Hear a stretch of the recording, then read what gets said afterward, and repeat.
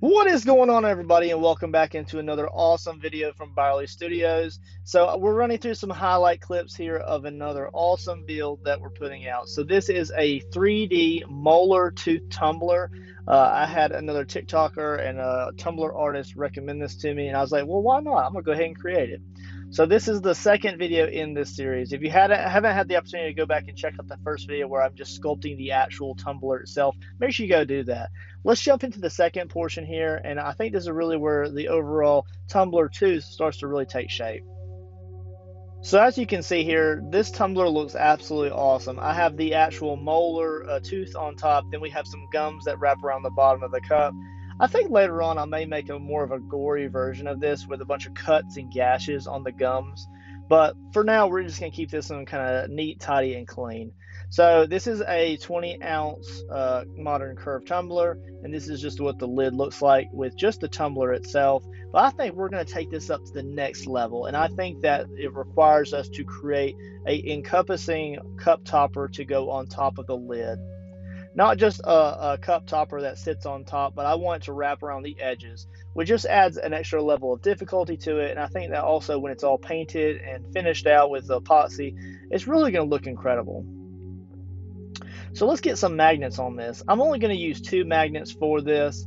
I want it to just be kind of a loose fit, but at the same time, I just want them to be firm. I'm using UV resin to apply those 2 magnets to the lid. And then once those are cured, we're going to go ahead and put the lid back on. But wait, there's more. So we're going to go ahead and take that off. And before I can put the lid on, what I need to do is I need to create a buffer between the actual lid and the tooth or the tumbler itself. So I need to create a buffer so that it's not such a tight fit. And that it gives me room for any kind of UV resin that I want to use on the lid to seal any of the paint that I want to use. And if I don't apply enough plastic wrap or tin foil to this, then it's just gonna be way too tight. And although I like my toppers to be tight, I want it to be functional as well. So I've used 3 sheets of saran wrap there, repurposed it from another project. It doesn't matter if it's a little bit dirty. Everything gets washed later on. Throw a rubber band around that just to keep it kind of down and out of my way. And I want that to be kind of wrapped close to the tumbler. Then we're going to go ahead and apply some tin foil to the top here. Make sure that the lid is in the open position. Cut out the opening so I can put a straw in there and smooth it once I get the clay applied. And I'm just going to do the same thing. I'm pushing the tin foil down, but not into the recesses of the lid. I want there to be air gaps there. It doesn't have to be super tight, but I am going to try to kind of wrap the tin foil around the magnets. And as long as I don't put too many sheets of tin foil on this, the magnets still work. You can kind of see there in just a second ago that they still attach, and they attach without a problem at all. So we're going to loosely begin to apply some clay here. I do small segments. I like doing small segments at a time, especially because I want this to be a relatively thin layer of clay. I plan to use some tin foil rolled up as a buffer just to build up some material in the middle of this so it's not so heavy.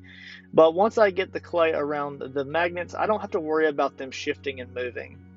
I'm also trying to mark off where the center line is from the back thumb of the lid, and then where the mouth opening is, so I can kind of get an idea where that is. But because when you wrap a topper around the sides and then down, and you want it to kind of blend into the item below, you just have to be mindful of where the lid opening needs to be, because it has to go in the same place at all times. And you can kind of see that later on in the process when I get it finished up. It has to go in the same place, or all of the blending on the top to the bottom will not line up right, and it's like a puzzle piece. You gotta have it right or it just won't work out. So as you can see there, I'm kind of smoothing that out, applying a little bit more meat and clay around the outside edges. I don't mind if that clay is a little bit thin as I push it down on the aluminum foil towards the base of the cup. A lot of that kind of gets shaved off, and although it does create a little bit of a ridge there when it's all completely done, and I do take an X-Acto knife to that later just to smooth out that bottom ridge where it's making contact with the actual tumbler itself, it still is a nice effect. Now we're going to go ahead and apply just small pieces of aluminum foil. I'm not going to lie to you guys, this is a lot of aluminum foil off to the side that I had used for other projects, and I just don't like wasting it and throwing it away. So I'll kind of ball it up and put it in a little baggie, and when I need it, I pull it out. I'm also repurposing it off of the Tumbler aluminum foil as well, just because I know that I'm not going to need that aluminum foil later. And then once I kind of get the buildup of aluminum foil or air that I want, I'm going to start applying the clay on top of this again. Now we're going to start to really try to build up the layers and build up the meat and block in the overall shape. And once it's kind of blocked in, then we can start working on details. But we have to block it in first.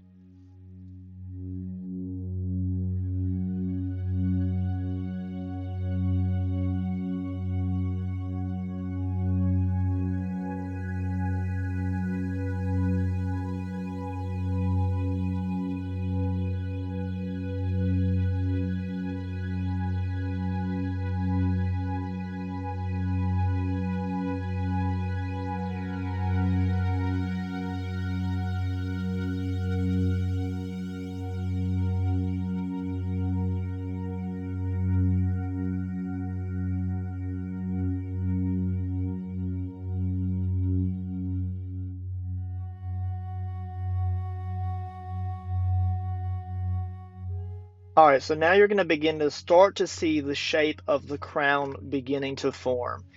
So just be aware that at this point, I'm beginning the process of looking at reference photos of how the crown is shaped. I've never paid attention to this type of stuff, guys. So this is all relatively new to me. It's kind of fun and different. And like I said in the first portion of the build, the first video, uh, teeth are shaped in different ways depending on the person and their mouths. So it all depends on the person. And I'm just using just free images off of Google Images. I'm just mainly using 3D computer generated models of teeth just because they're so clean looking, and they really show the defining shape of the crown a lot better than just looking at somebody's teeth in just a generic photo. So I'm going to start building up just the nodes on the top of the crown until I get the desired effect. You'll kind of see also that I really do build out the crown into 4 main nodes. I felt like as I went through the process, I kind of separated them into too many nodes all the way around the top, and I kind of defined those larger portions a little bit later on in the process. During this process of adding a little bit of clay, removing a little bit of clay, forming it, smoothing it how I want to, I know that I'm going to use rubbing alcohol later on in the process, so I really don't have to worry about really making it super smooth. The only smoothing that I'm doing is just to blend more clay into the overall structure and get a general idea how I want it to be. Obviously, I don't want any jagged edges that are not blended, so I do want it to have a smooth textured surface for all of that folk art pearl metallic to sink into. And then I'm hoping to try to remove some more of the insert in the middle so that I can put a filling in there also. I would like to do maybe a silver epoxy filling pour so it settles into all of those nooks and crannies. But I will decide on how to do that in the third installment of this series. I continuously come back to the port for the mouth, trying to make sure that I keep that smoothed out as well. I just don't want it to be super jagged and a place where clay can break off, and I just don't want it to be a very weak right there.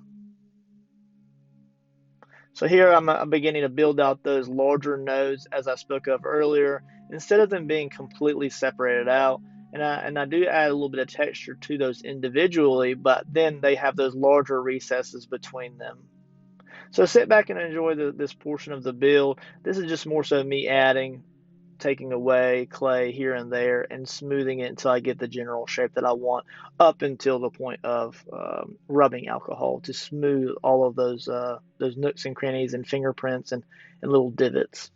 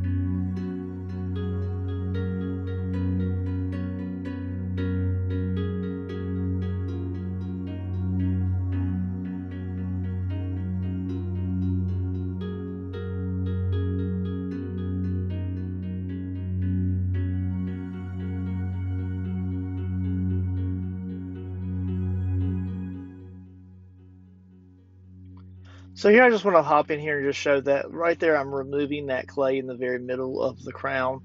And I wanted to go deeper with that, but I put aluminum foil in there. So I was not able to make that as deep as I wanted to. When I do this again, if I ever do, I will not put aluminum foil in the very middle. I may go around the outside edges just to apply a little bit of weight reduction and strength to it, but I will not apply it to the middle because I want to leave room in that center divot for a filling. And I can make those fillings in different colors: gold, silver, like a dark gunmetal color, something like that. And I kept hitting that aluminum foil and having to repair it over again. I'm still able to get a little bit of a divot there, and enough for me to apply the simulation of a filling, but I'm not able to get the true depth of that because I couldn't get the clay removed, right? So when I come in to do that, I'm just going to have to make the color a lot deeper and darker so that you don't see through it to the clay just below it. I want it to have depth or simulations of depth. And I'm going to go ahead and just finalize the port for the mouth here, and then we're going to roll into the rubbing alcohol.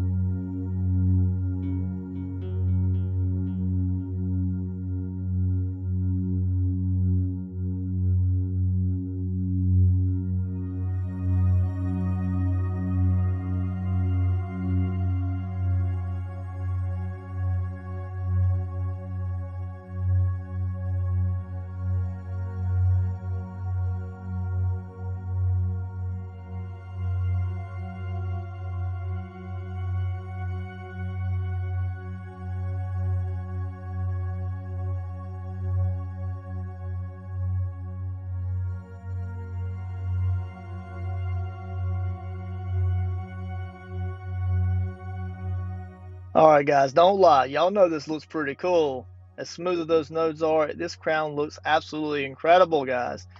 I wish my teeth looked this nice. Well, never say never, right? As I get older and older and older, I guess we all end up with dentures and teeth replacements at some point, right? It's bound to happen one way or another one day. So this thing's looking absolutely incredible. I like the sheen that the rubbing alcohol gives, although it's not what it's for. It's to smooth any of the rough spots, any fingerprints, and just spots that I missed. And just allows me to kind of move the top layer of the clay around just a little bit, just to apply more smoothness than it had before. Although some of that detail is left behind, you can kind of see that with the light cascading from above downward in those little light shadows. So then it's almost ready for bake, you guys. So I did have to flip this upside down into my hand to catch it.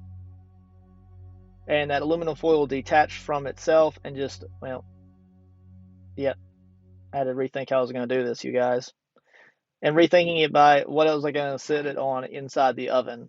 I always forget about that. So I decided to use a little small 12-ounce pint cup to bake it on top of. And then here's the finished result. I hope you guys enjoyed this little video. It will make a return in video number 3 where I will be detail painting all of this. But overall, I think it's pretty cool. It adds a nice little crown to this 3D tube tumbler. What do you guys think? Tell me in the comments.